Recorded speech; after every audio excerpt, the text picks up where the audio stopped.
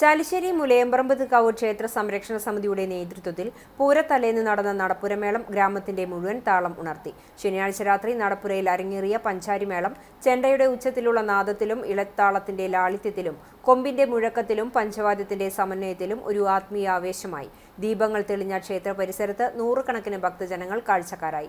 ഓരോ ചുവടിലും താളമിടുന്ന മേള കലാകാരന്മാർ വർഷങ്ങളുടെ അഭ്യാസവും പാരമ്പര്യവും കൈമുതലാക്കി അവതരിപ്പിച്ച കാഴ്ച കാണികളുടെ മനസ്സിൽ വിസ്മയം വിതറി. കുട്ടികളും മുതിർന്നവരും ഒരുപോലെ ആസ്വദിച്ച നടപ്പുരമേളം പൂരത്തലേന്നിന്റെ പ്രത്യേകതയായി മാറി.